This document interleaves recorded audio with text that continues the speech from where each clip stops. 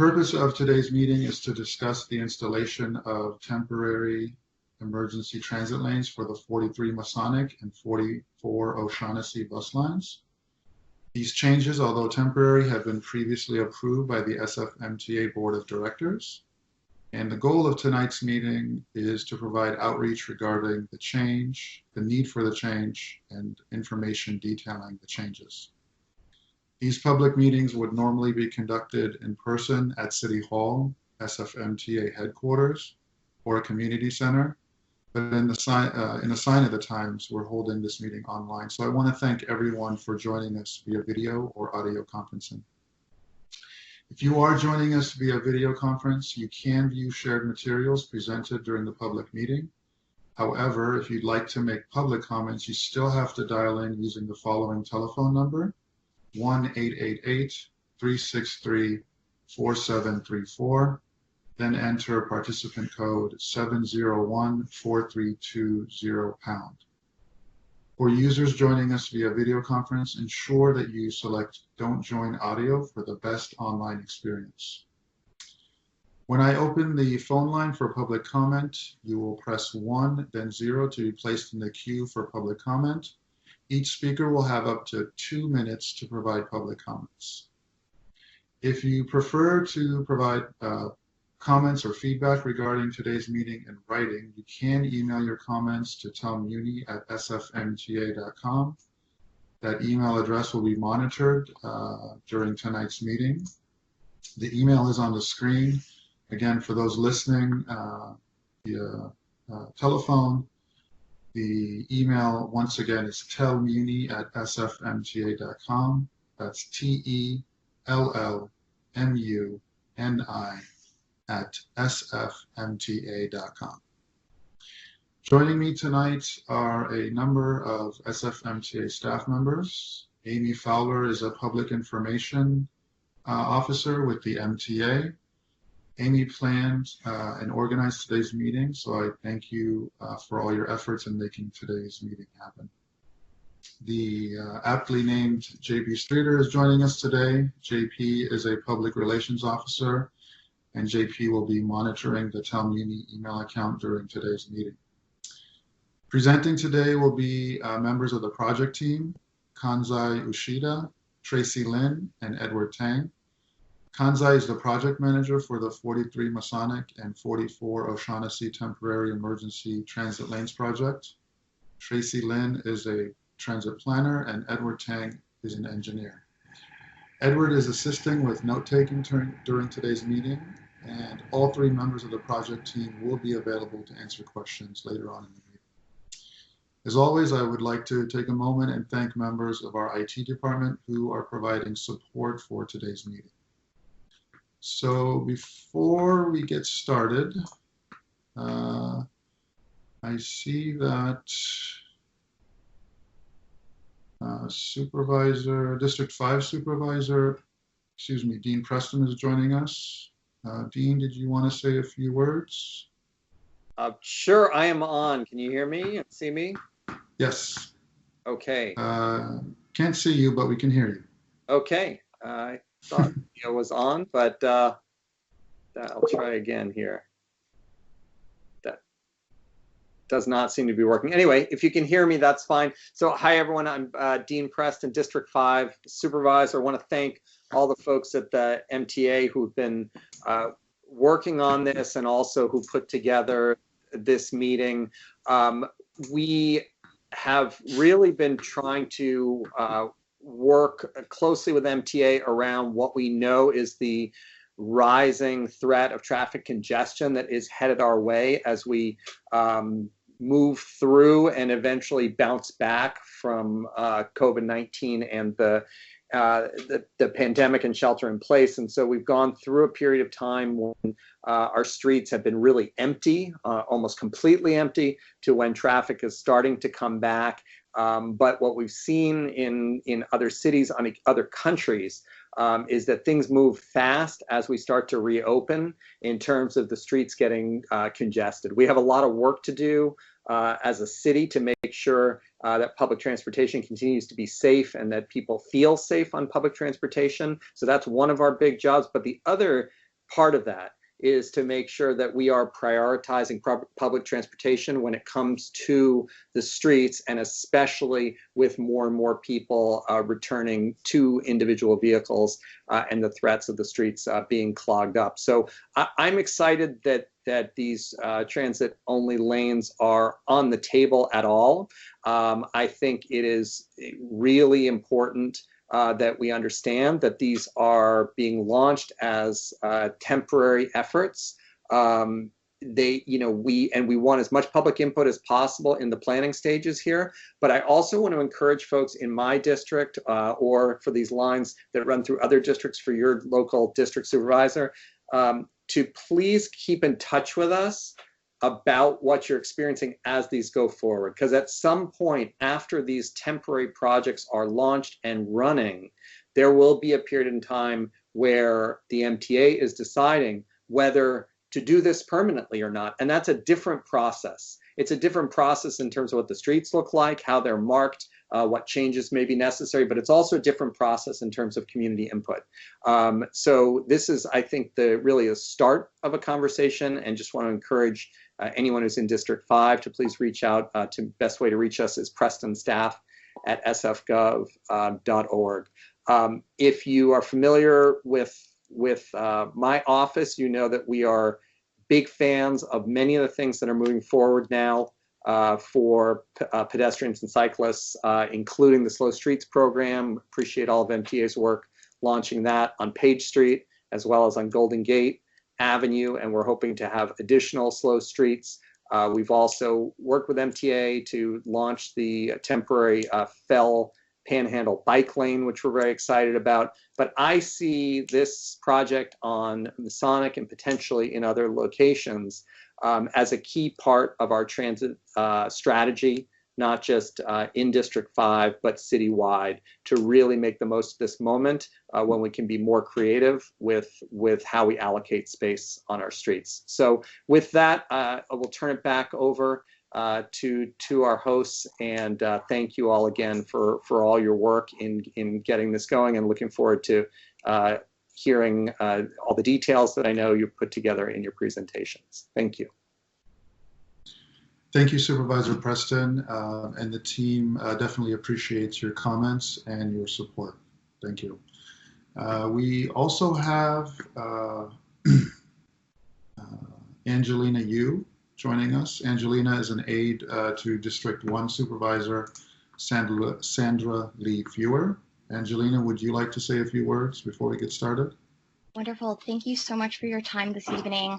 On behalf of Supervisor Fewer, I think we wanted to echo the remarks from Supervisor Preston around, I think, the gratitude that we want to share with MTA and our transit riders for kind of bearing with us as the transit system is being reinvented or rebuilt. And I think this conversation about transit emergency lanes, we're fortunate to have both the 43 and the 44 serving and bordering our district. And so I think when we had first heard about this proposal, it was both intriguing and I think met an immediate need where we're looking at how to net more service delivery and more benefits with the existing limited resources we had. And if that was looking at the street geometry and looking at how to do more with exactly what we have on hand, I think the transit emergency lanes are a big step forward. We're thrilled that I think MTA has been putting forward the equity lens as we've advanced this conversation. I think what we have learned through this process is that for our transit dependent riders through this time, as we're sheltering in place, as we're bordering on economic kind of recovery and progress, transit is so much of a lifeline and is really has served for essential trips, especially for our essential workers. But as we kind of move forward, I think this hopefully is going to be that mechanism to kind of keep service delivered at a good level so that folks can get where they need.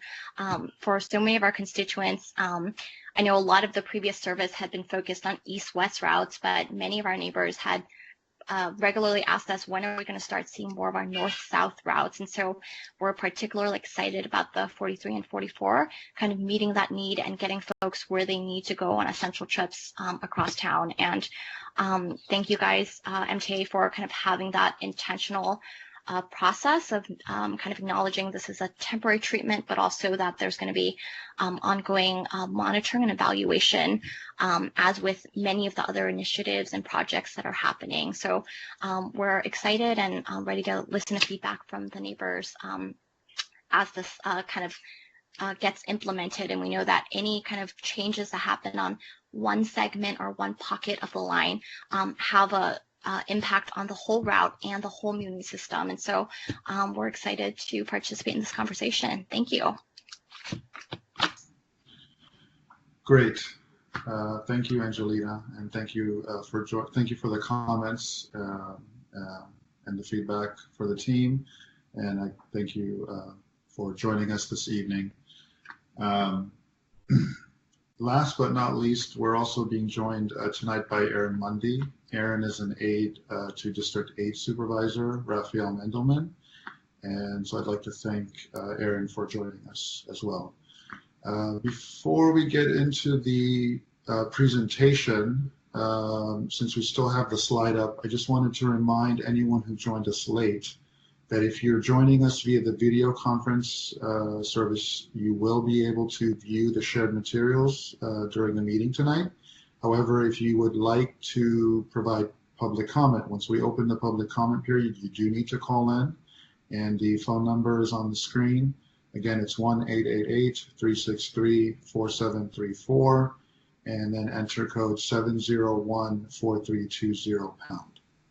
So if you just joined us or joined us late, the slide that's currently being displayed is information on how to provide public comment if you would like to do that. And so with that, I will turn it over to Kanzai to start the presentation. Great, thank you, Hakim. And on behalf of our team, thank you so much to Angelina and Supervisor Preston for your introductions and support for our work. And also thank you to Aaron for joining us as well. So, hello, everyone. My name is Kansai Uchida, and I'm the project manager. Thank you for joining us for this meeting about the temporary emergency transit lanes on the 43 and 44 lines. That includes Bosworth, O'Shaughnessy, Woodside, Laguna Honda, Masonic, and Presidio Avenue. I'll introduce myself a little. In my other work as a transportation planner at the SFMTA, I also manage the city's long-range transportation planning program called Connect SF, as well as some of our rail expansion projects. I also recently spent 4 months working in the city's Emergency Operations Center. I'd also like to introduce Tracy Lynn, our Deputy Project Manager. Tracy, would you like to say a few words? Thanks, Kanzai. Hello, everyone. So just an initial note, I'm driving the presentation and advancing the slides, and with the way Skype is set up, whenever I tab out of that presentation view, it'll show a black box. So if you're seeing that, it's totally on my end and not your computer breaking or anything like that. It's just me switching between windows as I navigate on my computer. But hello, I'm Tracy Lynn. I primarily work on transit projects along major streets of San Francisco. I have a background in transit planning, bus service planning, and bus scheduling. And currently I'm also the Deputy Chief Equity Strategist within our agency's emergency response team. So what that means is I provide an equity lens as we try to make rapid decision making during this unprecedented time. Great, thank you, Tracy. I'll get us started with our presentation, and that's a good reminder to say that this is among the very few community meetings we've done from our living rooms so far, so please bear with us as we adjust to this online format. So moving to the next slide, I think it's safe to say that the COVID-19 pandemic has changed just about everything with how we go about our daily lives. The many impacts of the crisis and the economic hardship it's caused have been severe for many people, which I want to acknowledge here. This makes me even more appreciative of how many of you have tuned in for this meeting. From a transportation perspective, we've also seen some dramatic changes.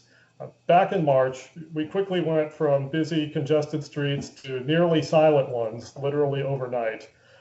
Since then, the traffic and transit ridership has been returning, as both Angelina and Supervisor Preston mentioned, and we've been adding Muni service back to try to match that. That's because the SFMTA recognizes that transportation is going to be really important in our recovery from the pandemic. People rely on Muni for many of their needs, whether that's going to work, buying groceries, or other travel. And many riders don't have a lot of other options, which makes it all the more important that we have Muni service available. Going to the next slide. We're also in a situation where we can't move as many people on our buses as we used to. The main reason is we need to keep the buses less crowded because of social distancing. We also can't use our buses as intensively as we used to. That's because we have to take them out of service more often for cleaning as a safety precaution. This means that our buses, which were already crowded before the pandemic, can't carry as many people as they did before. And in order to keep up with the increased need for Muni trips as the economy recovers, we're going to need to find ways to do more with the buses we have.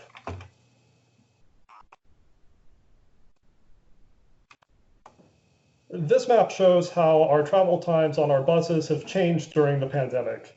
In April, during the height of shelter in place, we saw that congestion was virtually gone and our buses were moving significantly faster as a result. We see numbers here on this map approaching 50% in terms of travel time savings. On the 43 and 44 line streets in particular, which we'll talk more about this evening, we saw bus travel times decrease by about a quarter to a third. This lack of congestion has allowed us to bring back quite a bit of Muni service, even with our new constraints on bus crowding and the more stringent cleaning schedules. The reason we've been able to bring back as much service as we have is because buses now take less time to travel from one end of their route to the other. So let's say, for example, we have a bus route that takes 30 minutes to go from one end of its route to another, and we want to run that bus every 10 minutes. 30 minutes divided by 10, that means we need 3 buses to run that route, roughly. Let's say now it only takes 20 minutes to run that same bus line end to end. Now we only need 2 buses. Or we could keep 3 buses on that line and run them every 8 minutes instead of every 10, allowing us to carry more people. That's an example of how we've been able to add back as much Muni service as we have, despite the new constraints on how we use our buses. In order to keep that service in place and add more as the recovery moves forward, we need to make sure that traffic congestion doesn't cause those travel times to go back up. One way we can do this is to quickly install transit-only lanes on some of these streets on a temporary basis, where we've seen big travel time decreases during the pandemic. This should allow us to keep those travel times short as congestion continues to come back. That's why our MTA Board of Directors on June 30th made an emergency approval of temporary transit lanes on several streets, including the 43 and 44 line streets. By painting the lanes in quickly before more congestion returns, we can keep travel time short so that we can use the limited buses we have to provide the most service possible. Running our buses more frequently keeps them less crowded. The faster travel times also shorten the amount of time that passengers spend on the bus, reducing the time that people are in close proximity to one another. Both of those things are going to be important during our recovery. Since the lanes were approved on a temporary basis under the city's emergency order, we're just going to be implementing them with white striping. We're not going to be painting them red. They also have to be removed within 120 days after the end of the emergency order. But we'll be monitoring them closely, and we can make adjustments before then if there are any unforeseen impacts. Also, if they work well enough to keep in place long-term, we can explore making them permanent. That would require a full public process and MTA board hearing like you would normally see for street changes, rather than the expedited one used for this emergency approval. So this is definitely going to be a work in progress. We're not just going to paint the lanes and walk away.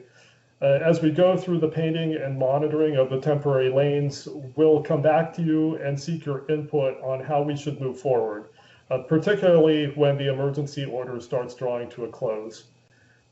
I'll turn it over to Tracy now, who will talk a bit more about the program and the specific designs of the temporary lanes on the 43 and 44 streets. Thank you, Kanzai. So the transit lanes will provide a number of benefits, and we've kind of classified them into 3 categories here that are shown on the screen.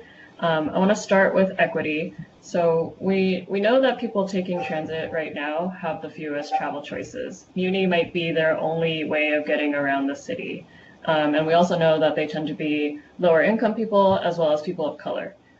These are our essential workers. They're restaurant workers, healthcare workers, grocery store workers, just to name a few examples. They need to get to their jobs. They need to come home from their jobs, be able to make doctor's appointments.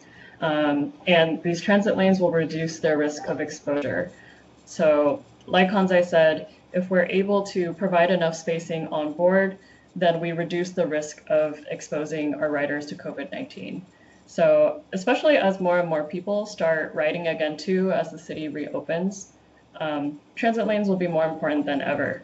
And then leading with equity is one of our guiding principles as well during this emergency response. That's my other role that I mentioned as the Deputy Chief Equity Strategist. So this program is very critical to us from an equity standpoint, and it's also critical to those who are relying on us as well. And this goes hand in hand with public health. So reducing crowding on transit is very imperative to preventing the spread of COVID-19.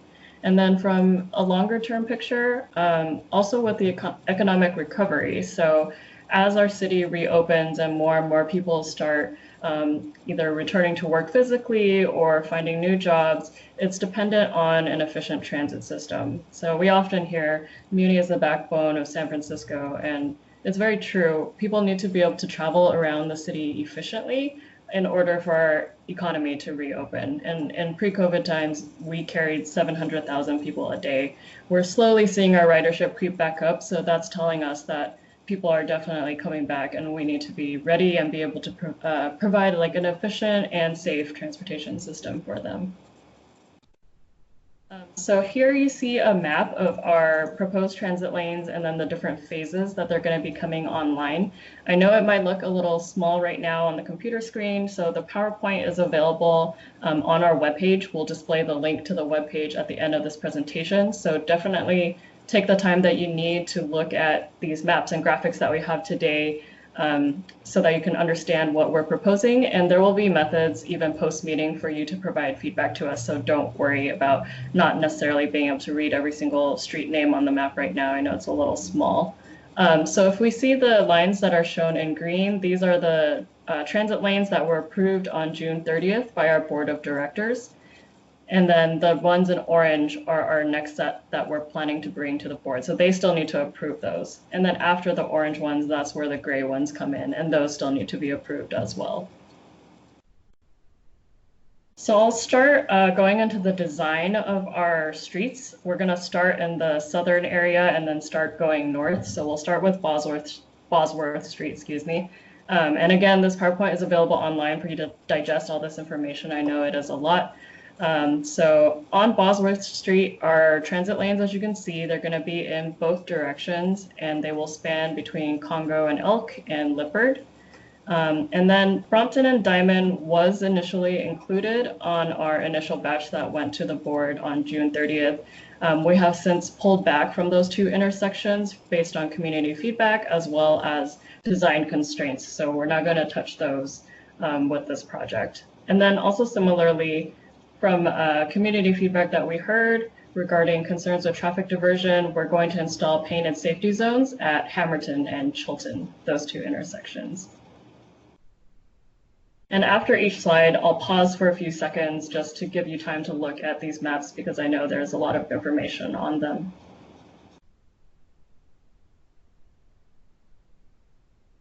So here is a cross-section of what the street will look like on Bosworth.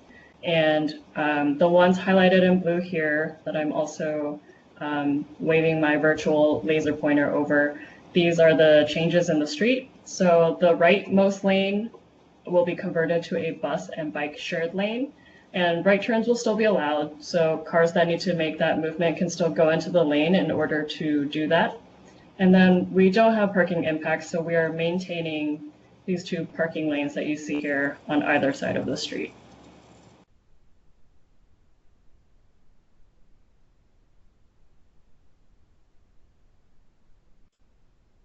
So continuing north, now we're at O'Shaughnessy Boulevard and Woodside. So starting with O'Shaughnessy, our transit lanes are in one direction, and they'll start right around the Ruth Asawa School of the Arts driveway and extend to the O'Shaughnessy and Portola intersection. And then going across the intersection, our transit lane will be on Woodside between Portola and Laguna Honda. And then if we go to the other direction of Woodside, we'll have a shorter transit lane starting about 225 feet west of the intersection to the intersection itself. And then we'll also have an eastbound right turn pocket. So that means a dedicated lane for drivers who want to turn right when you're going from Woodside towards Portola.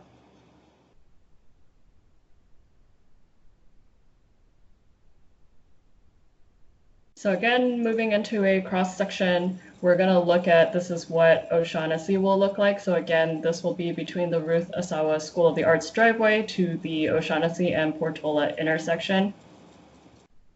So the rightmost lane will be converted to a bus lane. And then again, if you need to turn right, you can still enter the lane to do so.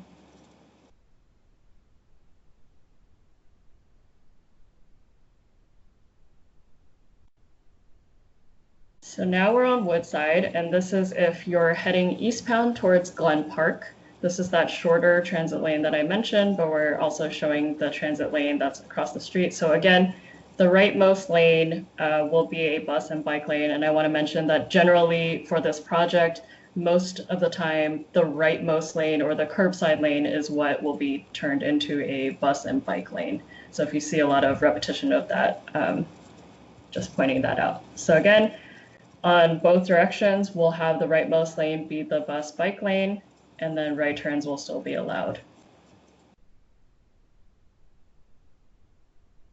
So now going to the other side of Woodside, this is now going westbound if you're heading towards the Sunset District or Forest Hill Station.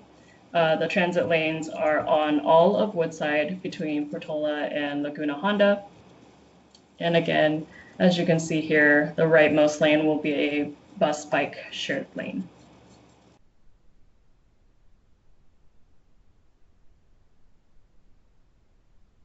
So now I will hand it back to Kansai to go over the rest of our designs. Bear with me real quick as I transition.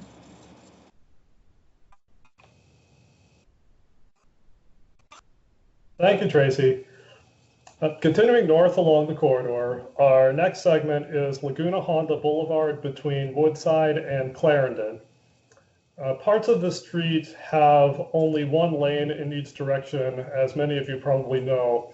So we're only putting temporary transit-only lanes on the segments that have 2 lanes. So in the northbound direction, that is from Woodside Avenue to Forest Hill Station. And in the southbound direction, it's from Clarendon Avenue to Forest Hill Station. In the southbound direction, the lanes end before we start getting into the complex series of left turn lanes approaching the intersection of Laguna Honda, Woodside, and Dewey.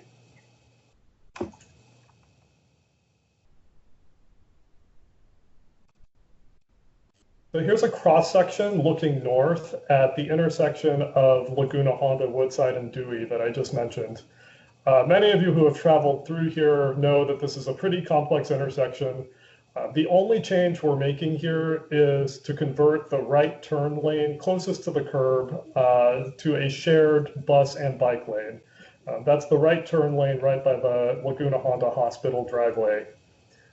Cars would still be allowed to enter the lane to make right turns into the driveway, as is typical for transit-only lanes.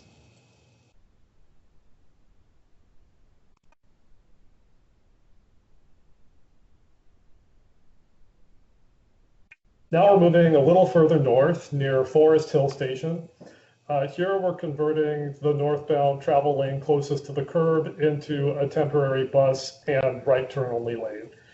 This is our typical design for most of the project, as Tracy mentioned.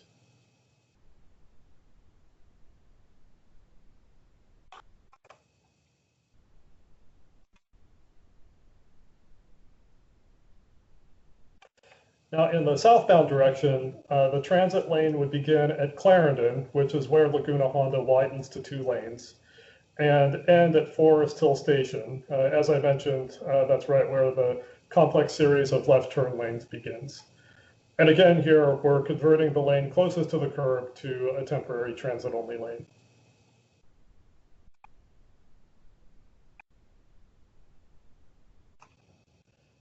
Our next segment going north is on Masonic Avenue. Here we would have a temporary transit-only lane northbound from Haight to O'Farrell and southbound from Geary to Haight. As many of you who have traveled on Masonic probably know, this segment does not have left turn lanes. Cars waiting to turn left can cause traffic disruptions, and left turns are currently prohibited during rush hours to reduce that. When we install the temporary transit-only lanes, we'll extend those left turn restrictions to all day, no left turns, to help keep traffic moving. The one exception is at Masonic and Ewing. We took a closer look at that intersection based on feedback we received from community members, and we saw that there aren't really any alternative routes for people to access that neighborhood. So left turns will continue to be allowed at Masonic and Ewing.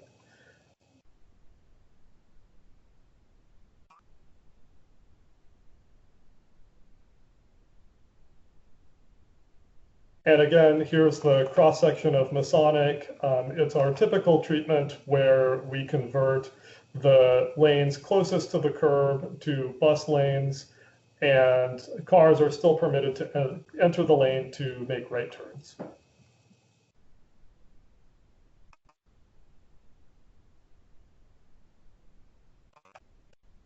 Going further north, our last segment is on Presidio Avenue southbound from Sacramento to Sutter. This segment might get implemented after the others, since the 43 is currently terminating at Geary at the northern end of its route. We'll likely wait to implement this transit-only lane until we're getting closer to having the 43 resume service on this portion of the route.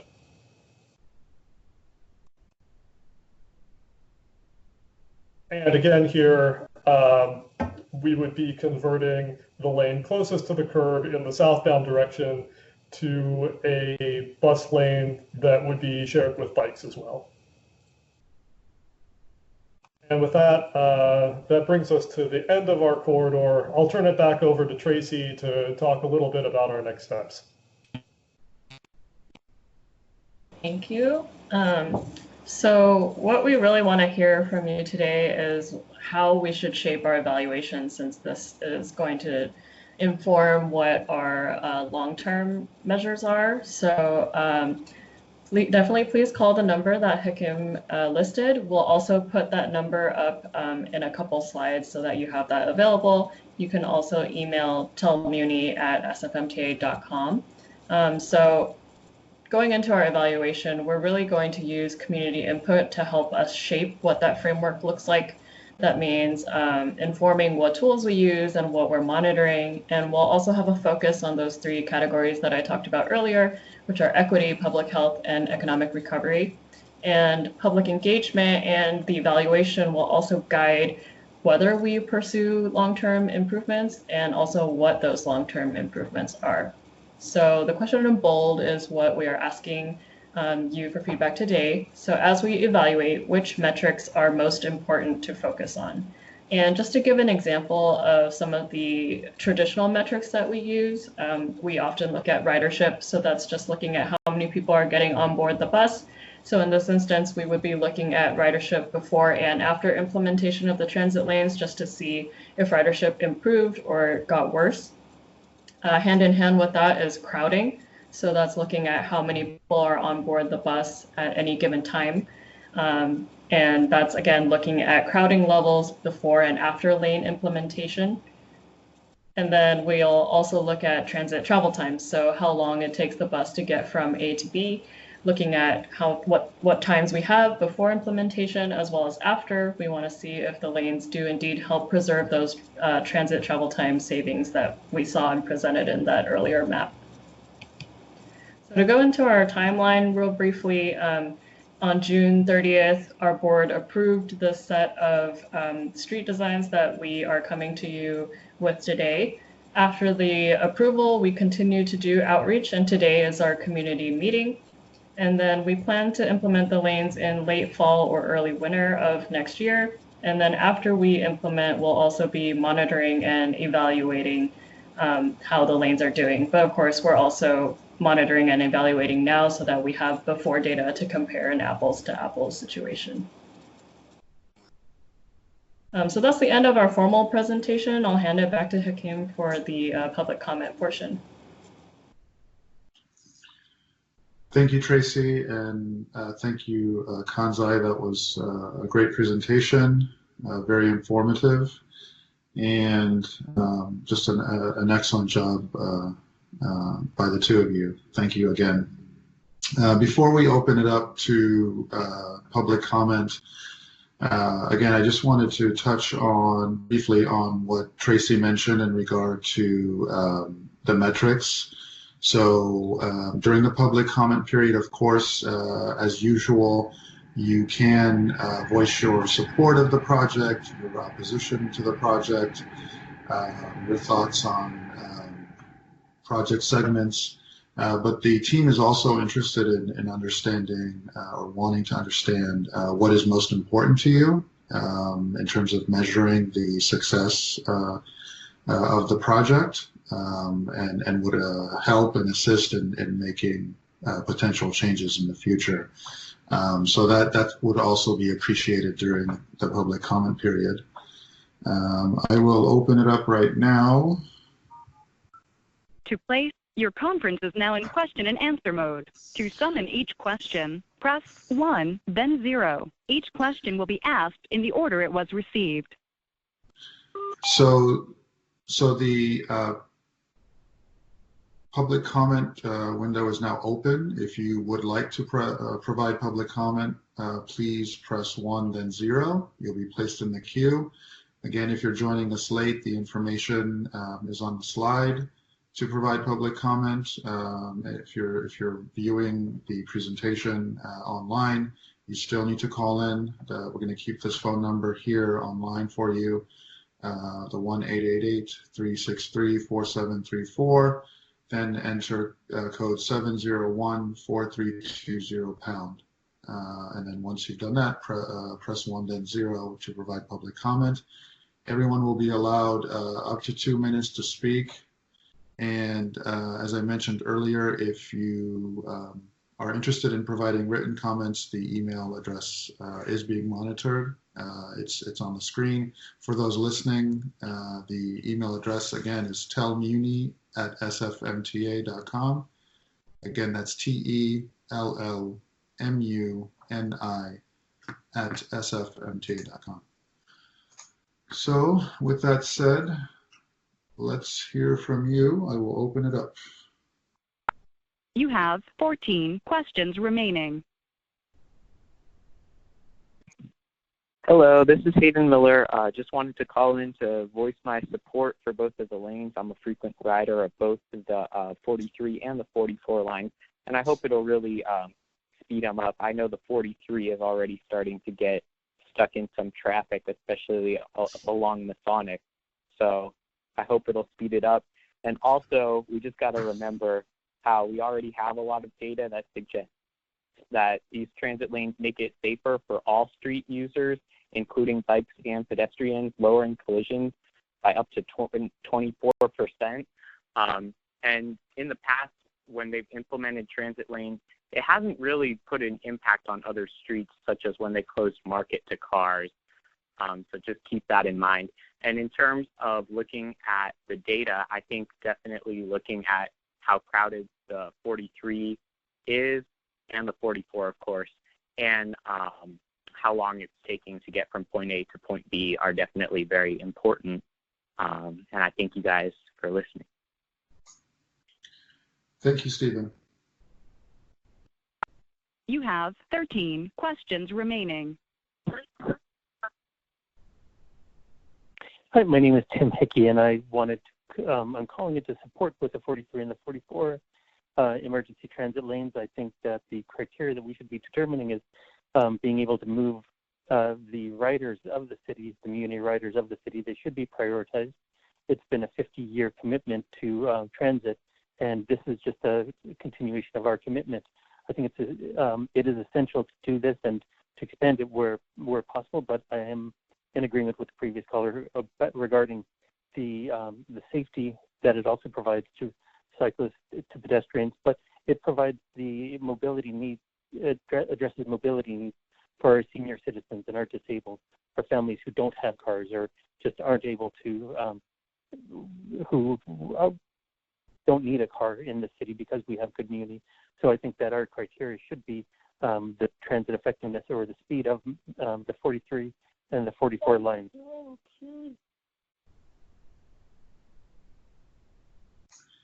Okay, great. Thank you, Tim. You have 14 questions remaining. Hi, this is Ted Lowenberg. I have been listening to this, and I'm familiar with the Masonic project, and what I'm hearing is I think absolute nonsense that somehow taking away a lane of traffic for vehicles, except buses, it doesn't actually do anything to improve service. The buses today already have unfettered access to the curb lane for loading and unloading of passengers. They stop in the traffic lane, backing up cars behind them. There's not a delay of any significant duration for any bus behind cars because the cars are moving usually around the buses. There's frankly just no need for this. The fastest the buses go there is 25 miles an hour, or else they're speeding. You don't want that. So if you look at the transit time for that 0.8 of a mile, what you're really seeing is stopping to load and unload passengers. That's the biggest problem they have. And there's not much you can do about how fast people get on and off the bus. I think this is an ill-fated project. There's no EIR for the significant environmental impact of this concept. And there's, I think, been inadequate study and inexperienced work on the part of MTA people to foist this on the public. I say this is a dumb idea. I know on Masonic Street, I'm sure, without having studied the others, that it's likely that this is true on the other locations as well. Thank you. Thank you. Thank you for your comments. You have 14 questions remaining. Hi, this is Zach Diceros. I'm the Membership and Campaigns Manager with San Francisco Transit Riders. I want to reiterate our support for expanding these temporary emergency transit-only lanes, particularly on Laguna Honda, Woodside, Bosworth, and O'Shaughnessy. Despite what the previous caller said, the data is clear on this. Yes, there are delays to boarding times, but buses were running faster when there are no cars on the road. I also want to reiterate that we are in a climate emergency. Prioritizing transit is a great way to reduce our GHG emissions. Finally, temporary transit-owned lanes are going to give riders the opportunity to experience the benefits of these projects while still having the opportunity to weigh in on how they might need to be changed or improved. This process was a pilot supports community outreach, builds trust with Muni, and trust with riders. In terms of metrics, I think prioritizing bus speed and crowding is important given COVID, but I also would love to see robust rider engagement, as these are the people who are seeing the benefits and also the issues firsthand with these pilots. If we don't have more transit-only lanes, we're going to see increasingly inefficient and expensive service that hurts those without options. So this will disproportionately impact lower income, people with disabilities, and Black, Indigenous, and people of color. I do want to raise one concern that the rollout of these lanes is winter 2020 or early 2021.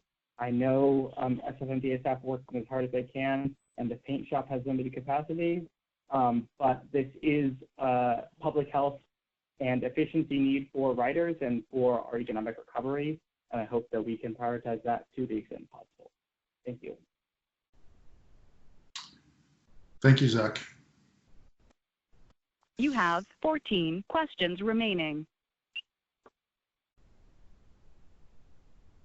Good evening. This is Ivan O'Neill. I'm an 8-year-long resident of the city of San Francisco. I live on Central Avenue in Hayes, 1 block away from the 43 line. I use it frequently and often. I also use all modes of transportation.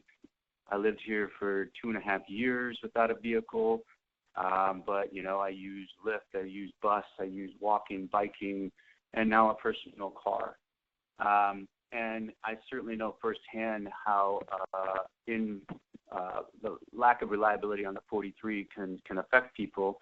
I think generally this idea lacks merit entirely, at least for the 43. That's the only line that my comments pertain to.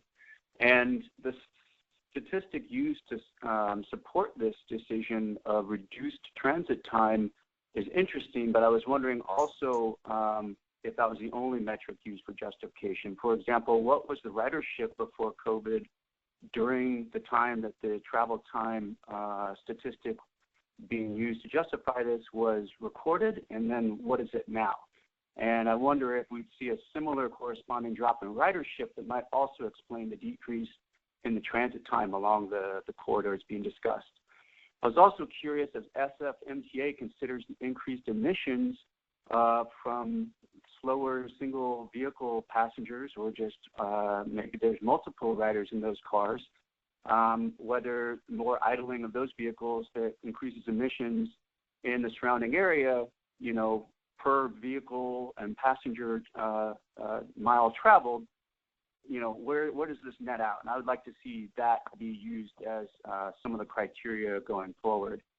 And then finally, would SFMTA consider allowing carpools like Lyft Line, Uber Pool, et cetera, to use these lanes when they return? The interesting studies about metered usage of HOV lanes shows that Ivan, your 2 minutes are up. If you can, just one final thought, please. Thank you. What I was going to say is that plenty of research shows that people of all income ranges like the ability to get around town, and so sometimes they'll use the bus, sometimes they'll use other services like carpooling. Thank you. All right. Thank you, Ivan. You have 13 questions remaining. This is Tom Barton calling, and I've been a Muni rider since 1967. I don't drive, so it's my only means of transportation. I am supportive of the bus-only transit lanes, but one of my thoughts is, so I'm riding on the bus, and the bus that comes, I can't get on it because the bus itself is too full. So I wait for another bus, and suppose the second bus is full too. I've experienced that in the Richmond district on the Gary line. So that means I may have to wait there a long time to where I can actually board a bus.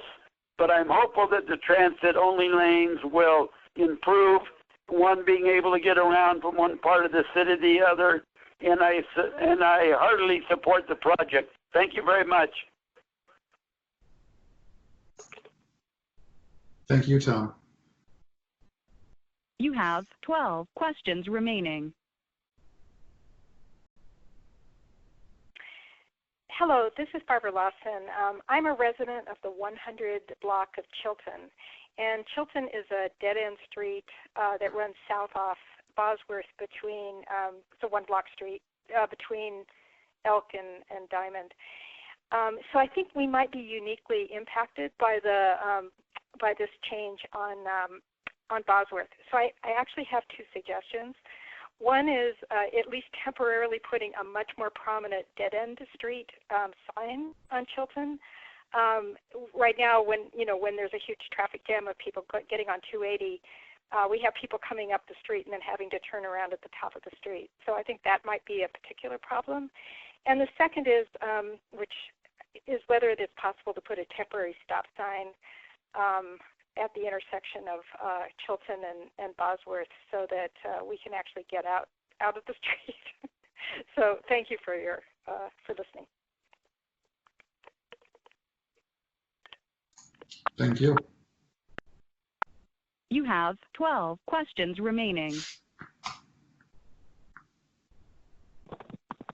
Hello, my name is Jerome Katau. I'm recently become a frequent rider of the 43, going between the Haight and Lower Nob Hill to get the 43 and the 38. So I'm especially excited and supportive of the lanes proposed for Masonic Avenue, because that would cover literally my entire ride on the 43 from Haight up to Gary. I support the other changes as well, because it would make the 43 and the 44 faster, and we should be prioritizing buses over private vehicles. The only thing I'm confused about here is a lot of the other proposals are only in one direction, and I think for Laguna Honda it was explained that there's not a lot of lanes to work with, and part of the street only has one car lane in that direction anyway, so you can't make a bus lane, and that makes sense.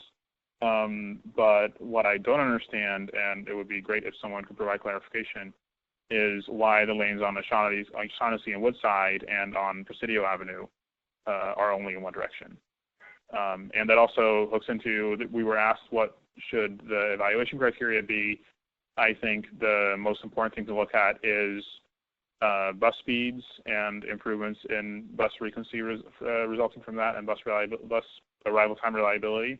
But also whether the gaps in the bus lane, or having bus lanes in one direction or not another, but not another, hurts in terms of, like, are the buses on O'Shaughnessy going slower southbound than they are northbound because southbound doesn't have a bus lane but northbound does?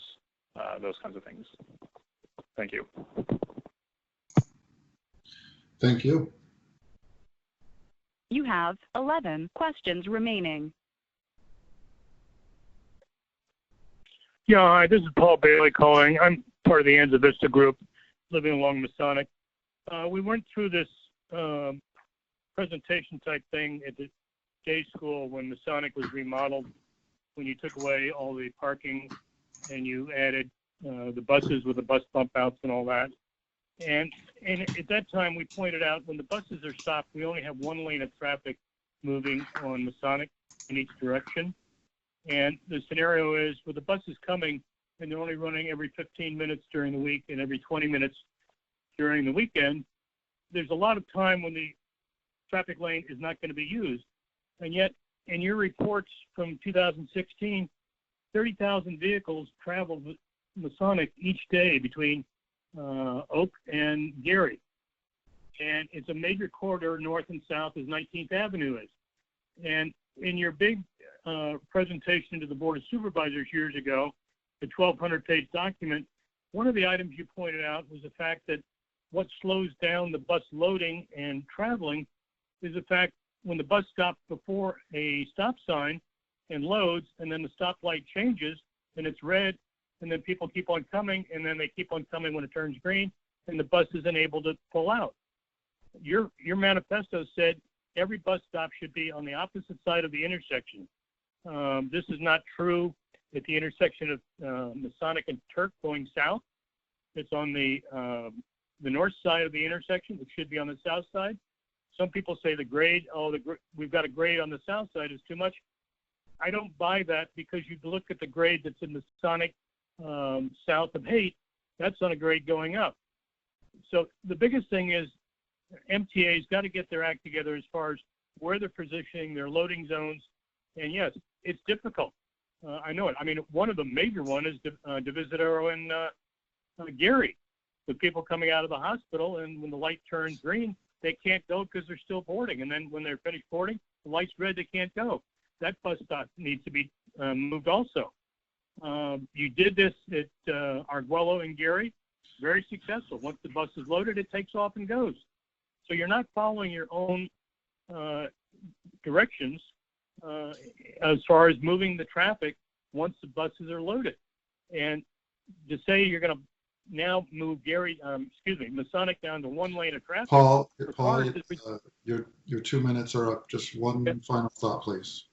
Yeah. We went from 3 lanes of traffic on the Masonic in commute times, and then when it wasn't commute times, you would get parked on the curbside. Now you're proposing only having 1 lane of traffic on Masonic. I think it's totally ridiculous and not really beneficial. You got more people, in traffic stalling. So please consider that scenario. Thank you. Thank you. You have 10 questions remaining. Hi, folks. My name is Dan Fetterman. I'm a resident of D5. I'm calling in support of the 44 and 43 transit-only lanes. I do not own a car, and my modes of transit are my bike and public transit. I live 2 blocks from Masonic and the 43. As a bike rider, I am thrilled at the idea of having bus-only lanes next to the bike lane. I trust our bus drivers way more than I trust private drivers. As a transit rider, I am thrilled that the Masonic route will just be plain faster. Appreciate you guys taking a scientific approach to this and thinking through how these effects work. Appreciate it, and I'll give my time back. Okay, great. Thank you, Stan. You have 9 questions remaining. Hi, my name is Benjamin Holtz. I'm a Muni rider and a resident of District 2, and also a member of San Francisco Transit Riders. And I'm also calling in order to support transit emergency lanes.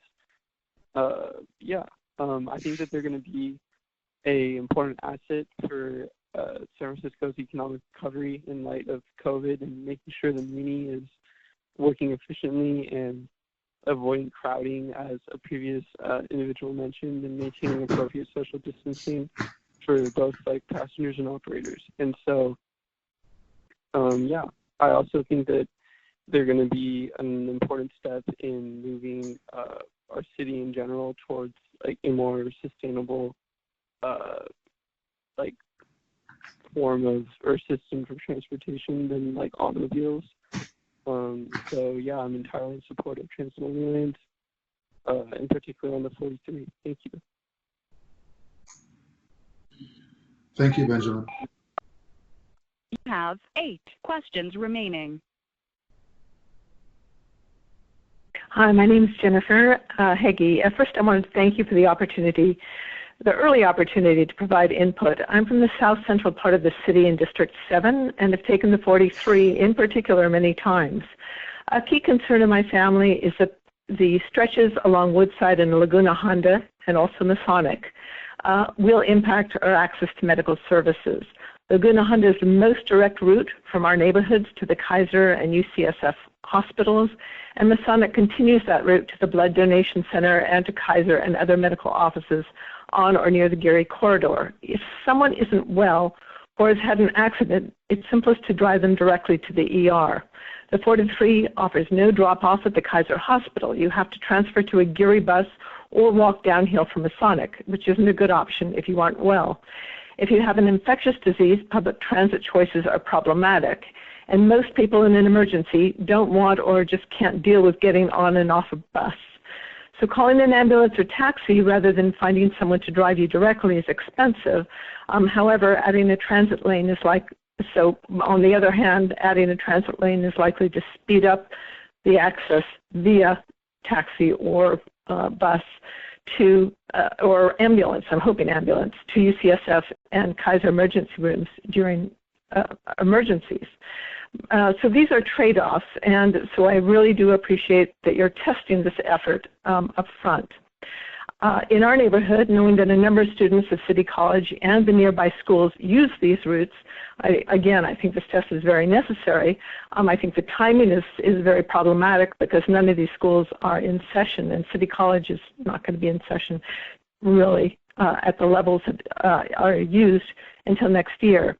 The transit adding the transit lanes aren't going to be successful if those buses are overcrowded and don't run frequently. So it's going to be really important that there are adequate buses.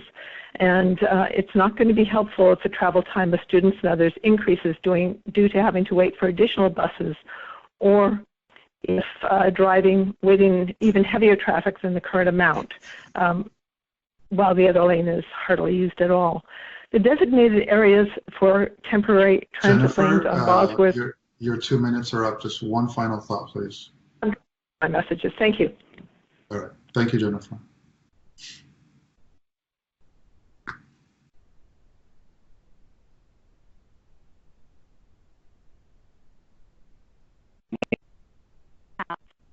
Question. Hello? Yes, hello. Before you start, I'm just going to pause you. Before you start, just 1 second. I may have lost someone in the queue. If I skipped over you by accident, just press 1, then 0 again, and you'll be placed back in the queue. I apologize. Go ahead, speaker. Okay, thank you. Hi, my name is Robin, and I'm a carless essential worker who lives and relies on the 43, and I'm in strong support of this project. Thank you for the great presentation. Now, you all are asking how the project should be evaluated, and it's an interesting time for that question. Our state is literally on fire because of climate change, and we all know the science tells us this will worsen unless we all change our behavior drastically. That behavior change includes getting people out of cars and onto buses.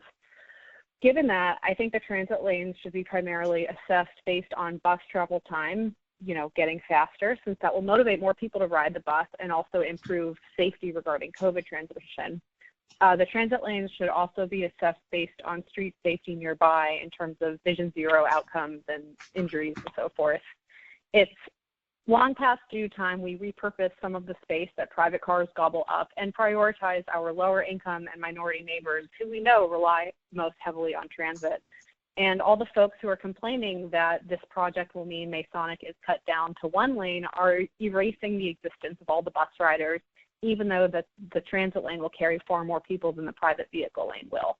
The only problem with this emergency project is that it's taking too long. The MTA board approved it in June, and it sounds like it's slated to be on the ground, January or sometime in the winter. 6 months doesn't really sound like emergency to me. I respect that the MTA is super overloaded right now, but we need this ASAP. So, climate change is impacting all of us in extreme ways, and pun intended, it's time we all got on the bus and decreased our greenhouse gas emissions. So thank you for this project. I'm in strong support. Thank you, Robin. You have 7 questions remaining. Hi, my name is Shaheen, and I'm calling from District 7 in Ingleside in support of these temporary transit-only lanes. I'm glad to see that we're prioritizing transit over private cars. I have 3 thoughts on evaluation of the long-term impact of the project. First, I think transit travel times should be preferred over ridership counts. I think a previous commenter noted that lots of schools on this route are currently closed, and they tend to really pack these buses. So ridership for the temporary lanes won't be representative of ridership, the long-term ridership that will benefit from these lanes in the long term. Second, I'd like to see more outreach directly to riders on buses.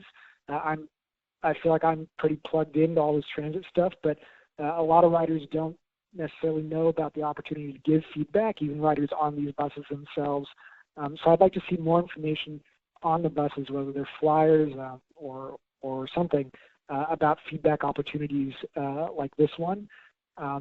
And last, I want to echo a previous commenter regarding access to hospitals. I think travel time to the emergency room via bus or via private car should be considered over the course of this project to make sure that's preserved. So once again, I'm in strong support of this project. I'm looking forward to implementation, and thank you for moving it forward.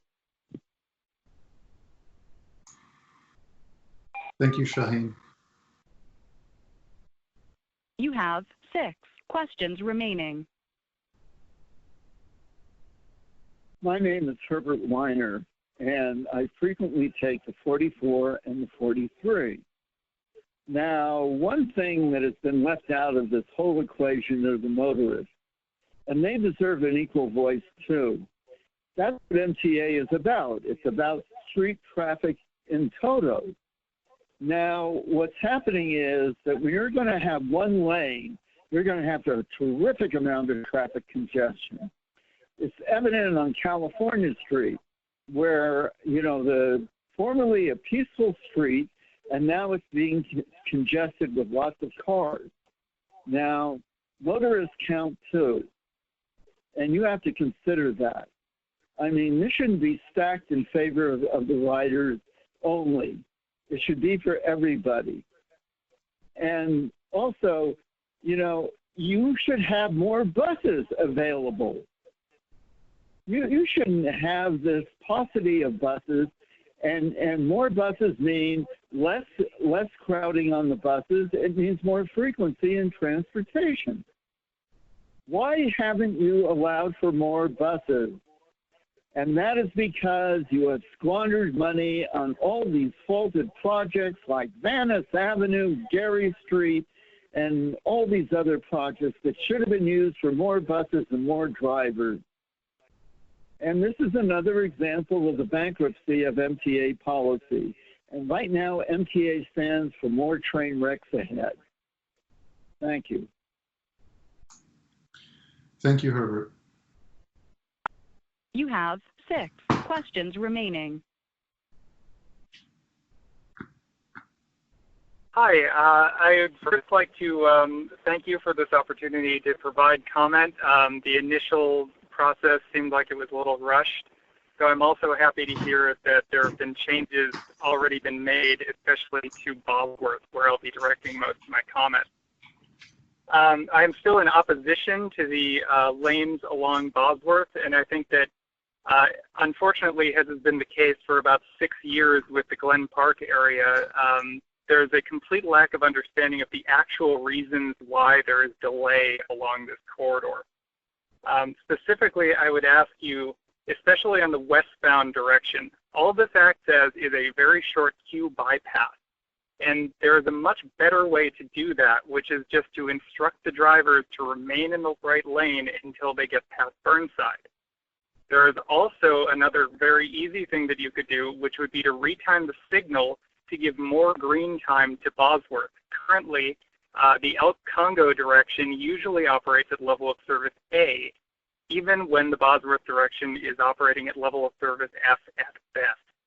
So I think that there are just some easier solutions that would actually help everybody and not punish the people who are telling you that they want to no longer use Muni and that they want to use their cars.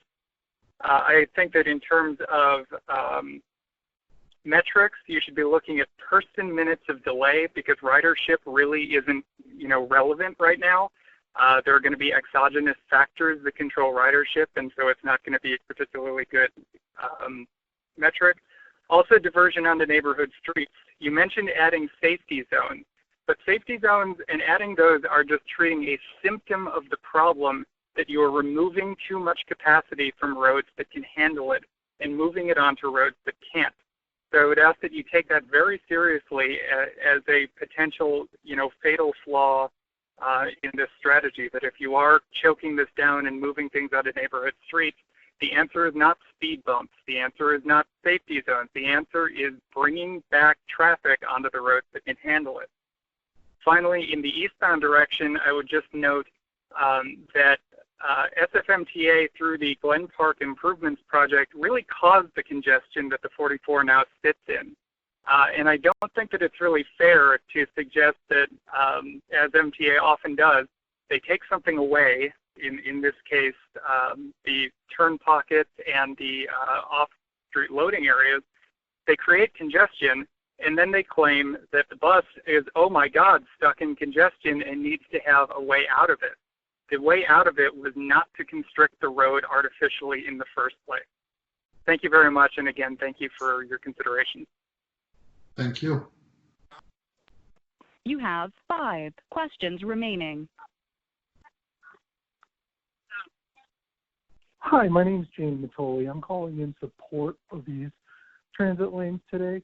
I think that we need to move quicker with them. That's my main disappointment in seeing this. I live right off the 44. I'm in Inner Richmond, so I've ridden that route many times, and it's a great way to get someplace that's not well served by any other transit line. But unfortunately, it's beset by delays at times. So I'm excited to see us prioritizing transit as a city, like we say we do, like we've said we've done since 1973.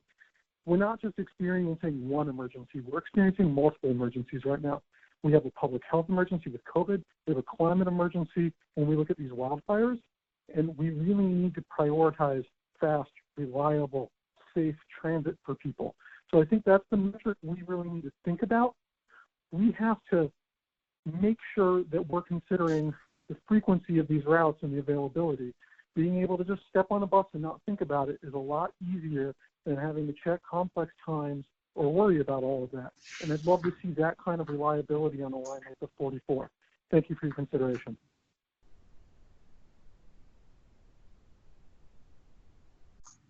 Thank you, Jane.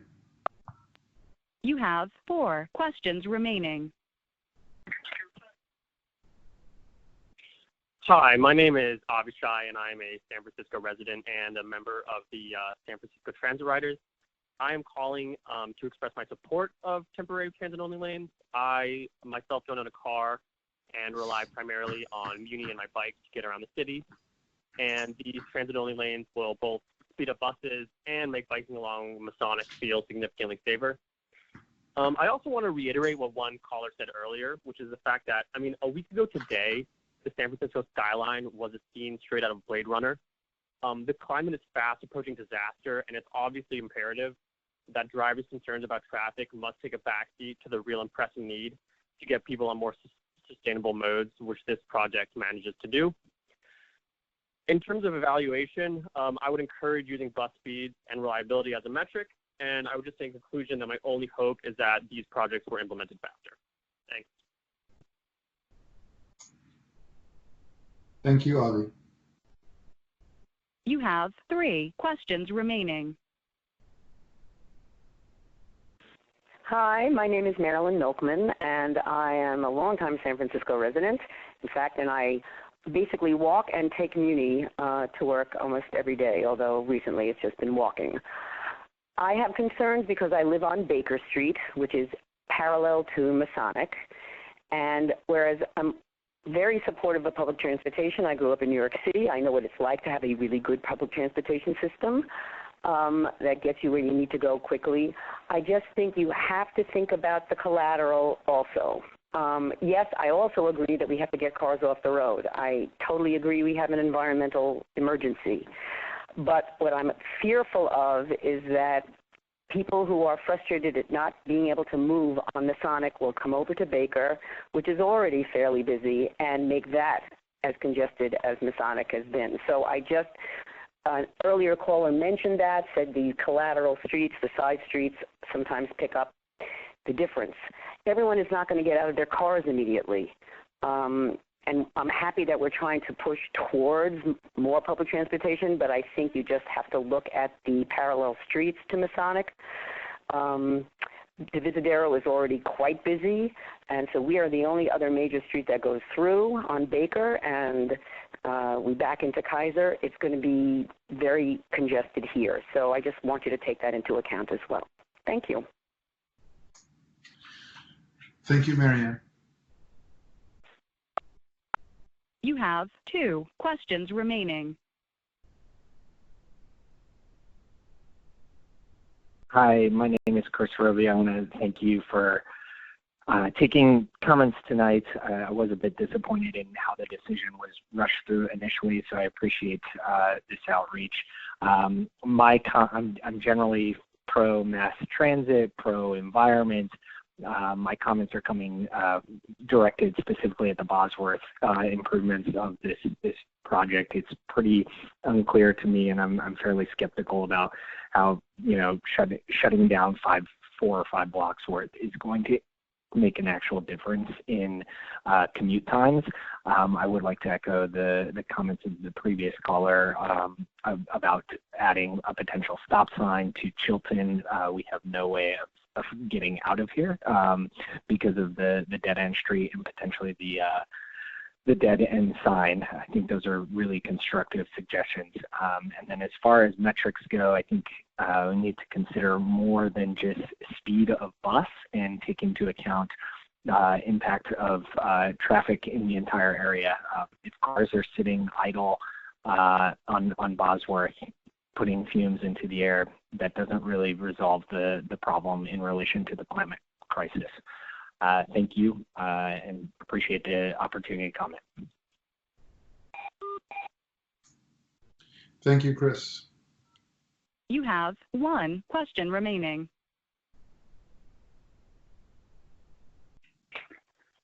Hello, my name is Sprague Turpin. I am a San Francisco Transit Riders member and a Muni rider. My wife takes the 44 to work at her job in the preschool, and these improvements are very much welcome. Anything to speed up Muni and to make it more reliable is sorely needed, especially during a pandemic and, as others have pointed out, during our climate crisis. So please, I applaud MTA for their bold steps, and I encourage more boldness in this regard in the interest of our planet and our city and sustainable transportation. Thank you so very much, and please move this forward without further delay.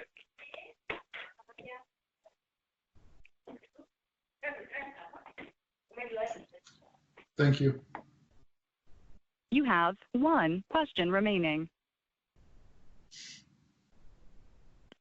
Hi, my name is Lorraine, and I live in off of Masonic Street, and I'm a senior and disabled, and I use Muni and I take my car. I don't know what's going to happen on Masonic with the backup of traffic for one lane, and people keep calling about climate change. Well, if cars are sitting on Masonic, they're going to be spewing a lot of toxic. So I'm really against this project. I've ridden the 43 before the pandemic, and there's no problem. And as one person said previously, it's getting on and off the bus. So I really think you need to see what's going to happen to the streets around the 43 when they're congested and they get a lot of pollutants. Thank you. Okay. Thank you, caller. You have 0 questions remaining. Okay, so I have no one waiting on the phone line for public comment. Let's see. So we had a number of questions that were asked that I'll turn it over to the project team to answer. I think I have, there was a couple of questions about clarification of the rollout, including suggestions that it be expedited. We also had a question about what metrics were used for justifying the change. There was also a question about whether or not to allow carpoolers to use the lanes and or rideshare vehicles that have the more than 2 or 3 passengers to use the lane. There was a question about installing dead-end signs on Chilton and why the 44 at O'Shaughnessy and Presidio is only in one direction. And let's see, there was also, well, there was a question about why we can't use more buses.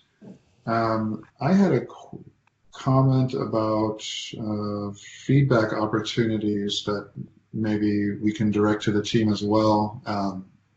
I know that whenever there are changes going to be made, or maybe a closure, sometimes you see those like hangars, say on the metro. If that's been considered for these 2 bus lines, just to make more people aware of the potential changes. I know that's been done in the past.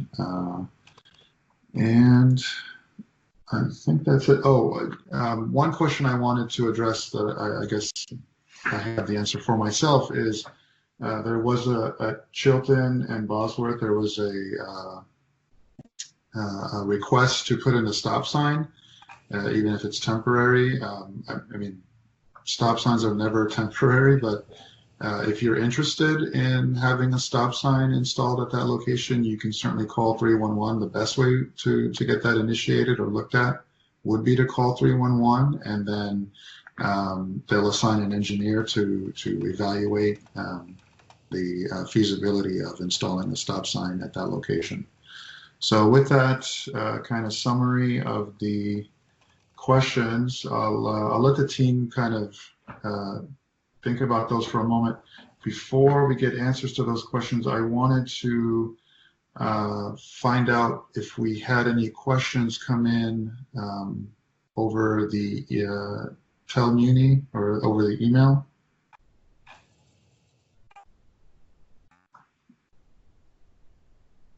JP or Amy, if there were any questions that we had received via Muni at sfmta.com, or anything that was any questions in addition to what's already been raised during public comment.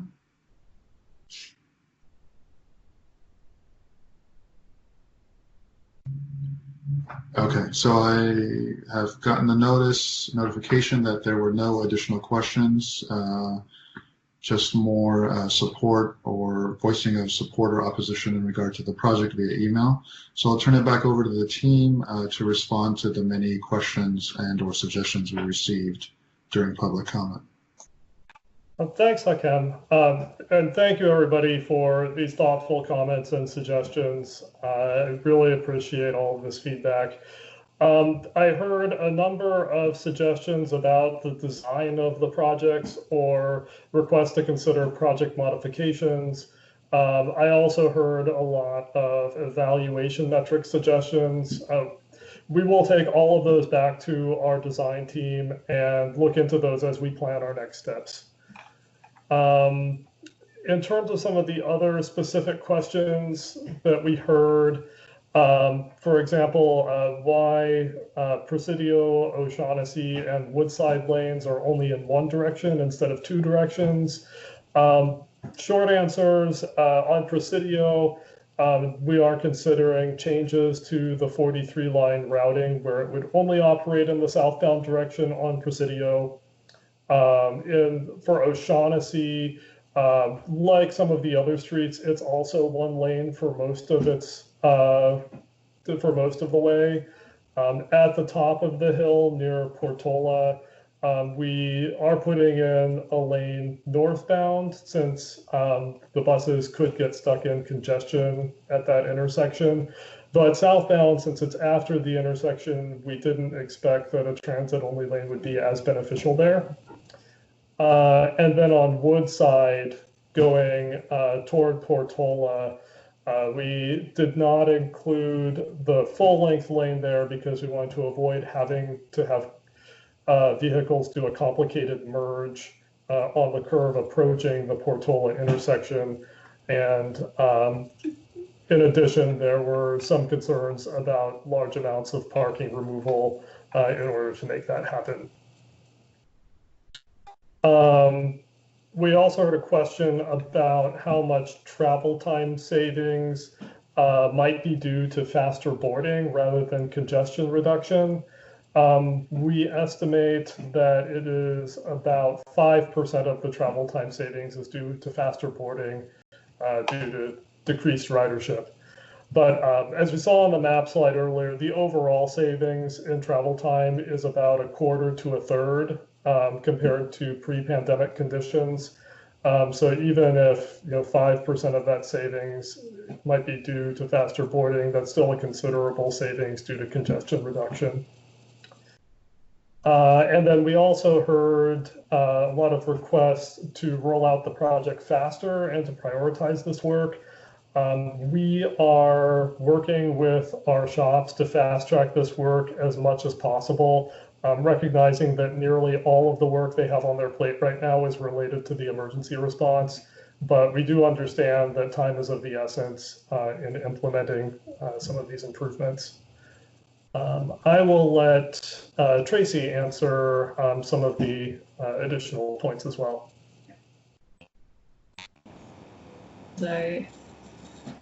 So there was a question about whether the lanes would be able to be used for TNCs or carpool.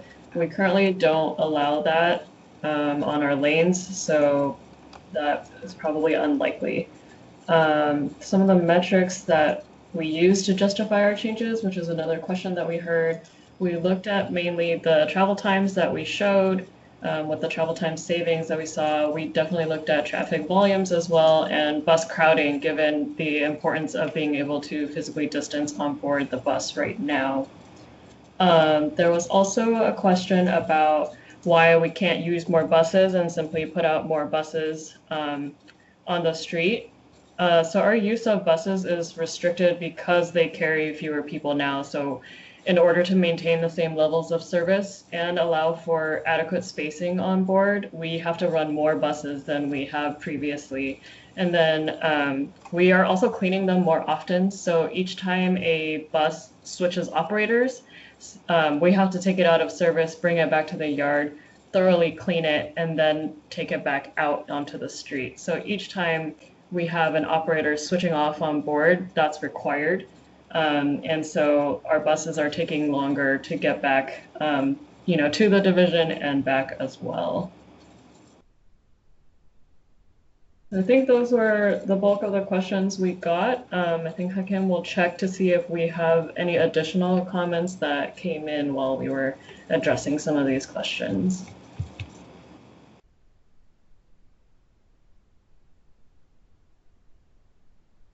Okay. Thank you, Tracy, and to Kanzai for answering the questions that we had. So at this point, I doubt that we missed anyone, but just in case we did,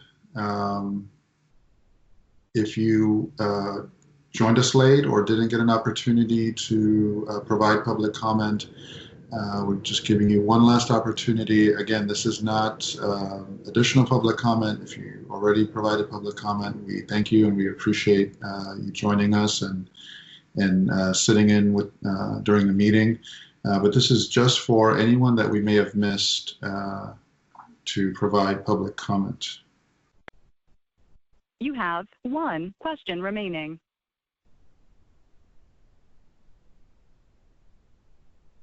Hello?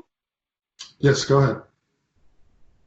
Okay. Hi, this is Nina. I sort of noticed you seem to only be hearing the comments from people who support the project, which is a problem because you're supposed to be serving everyone trying to get around in San Francisco. And I'm just sort of wondering, it seems to me that in this time of COVID, we would want to encourage people to travel by private car because that limits the contact of people, mostly to people within a household. In terms of climate change, it would make more sense to me to support an infrastructure for electric charging stations to encourage people to buy electric cars rather than gasoline-driven ones. I'm also wondering the transit lanes or transit-only lanes, which you're going to do no matter what, because you don't listen to anybody who has to drive anyway. Are they going to be during high-demand hours only, or will they be bus only all the time? One makes sense to me, the other doesn't. And I just wanted to comment, I've tried taking buses in San Francisco, and the new fleet is so badly designed and built, I can't take it. They're loud, they're uncomfortable, they have no suspension, so I can't even ride them. So the only way I have of getting around is by car, and you're making it so that I won't even be able to do that anymore. I don't think your solutions will help everyone. They will only help bus riders, if that. Thank you. Thank you. You have 0 questions remaining. Okay, so we have no one else waiting. Kanzai, did you want to address the most recent speakers' comments? Sure. I heard a couple of questions in there, so I'd be happy to answer. I mean, yes, we are also, our goal is to answer the questions we heard, but yes, I certainly want to acknowledge that we've heard a number of comments in support and some not in support of the project. I heard acknowledgement of private cars during the pandemic. Certainly those do have their advantages, but equity is one of the most important goals that our agency has, and it is a central part of this pandemic response. And we need to protect people riding Muni, many of whom don't have other options for travel, such as private cars. I also heard a question about the hours that the lanes will be in effect. We will examine those and adjust as needed depending on traffic congestions and travel times on the bus.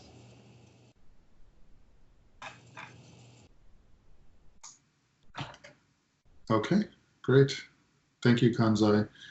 I've also heard back that we did not have any additional questions come in via email.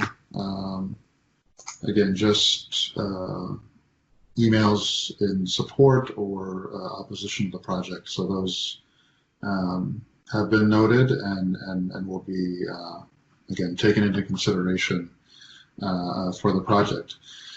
So with that said, we've come to the end here. If you would still like to follow up regarding the project, on the slide right now, we have the project website. It's sfmta.com/templanes43-44. The tellmuni@sfmta.com email address is always monitored. Just make sure that you make note that you're writing about this particular project.